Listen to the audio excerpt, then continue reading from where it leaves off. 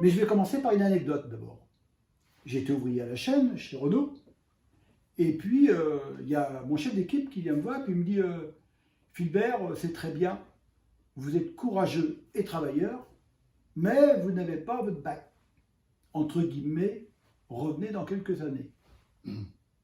Alors tout naturellement, comme j'étais jeune, bah, j'ai pris des cours d'histoire, c'est ce que je vous disais tout à l'heure. Mais là, je ne savais pas que j'allais en prendre pour 20 ans. D'accord? Et une fois que j'ai purgé ma peine, hein, j'ai obtenu mon diplôme d'ingénieur en organisation. Mais là, ce qui est incroyable, c'est après 20 ans de formation continue, c'est l'attitude d'un DRH d'une grande société, à l'époque c'était Péchiné, qui me dit d'un ton paternaliste et condescendant, « Ah, monsieur Corbregeau, c'est bien, vous êtes courageux et travailleur, rebelote, hein, 20 ans après. Mais vous savez, chez nous, un art et métier est directeur de production, un ingénieur des mines est directeur d'usine, et un polytechnicien est directeur de département. C'est dommage, vous n'êtes pas dans la nomenclature. » Alors là, je me suis dit, il y a quand même un bug dans le système managérial. Alors, rassurez-vous, je l'avais compris quand même bien avant.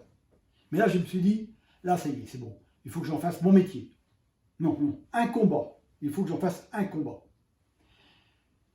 Pourquoi? Parce qu'ils n'ont pas compris qu'il y avait des talents latents comme moi et des talents patents comme eux.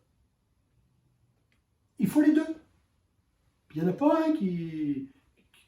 Sauf qu'aujourd'hui, on se focalise plus sur la minorité des talents patents, parce qu'ils sont visibles grâce à leur capacité intellectuelle. Ben, c'est normal, hein, on les voit tout de suite, ils sont diplômés, fait des grandes écoles. Mais on ne s'occupe pas assez des talents, je dirais, latents, qui est une majorité, hein, d'accord? Mais eux, ils ont des talents cachés avec des capacités de relationnel, d'émotionnel et d'opérationnel. Mais ce n'est pas ce qu'on préconise dans un diplôme. Eh oui. Et ni dans le CV d'ailleurs. Hein.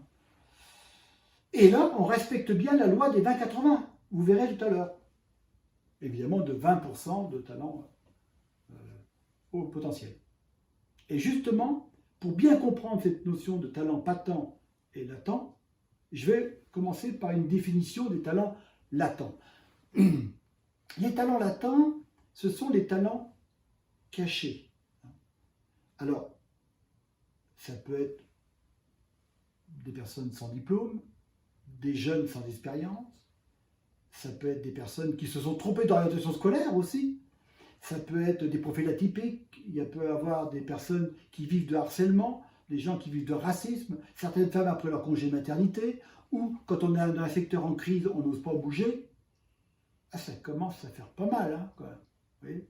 Et quand je vous dis qu'on est au-delà de 50%, ça dépend des secteurs d'activité, évidemment. Alors, la particularité de ces talents cachés, c'est qu'ils représentent l'arbre à l'intérieur de la forêt. Et qu'est-ce qu'ils demandent? Tout simplement un peu de soleil pour s'épanouir. Tout le monde ne peut pas être bon en maths, en français. Il y a d'autres formes d'intelligence, comme je dis tout à l'heure, relationnelle, émotionnelle, opérationnelle, sensorielle, on peut en citer d'autres. Tu vois, qu'on reconnaisse leurs différences.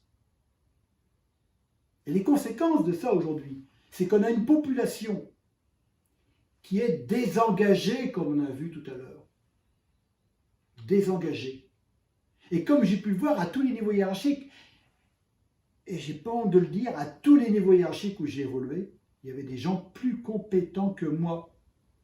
Mais eux, ils n'ont pas pu bénéficier de cet itinéraire d'épanouissement que j'avais déjà créé, de façon empirique.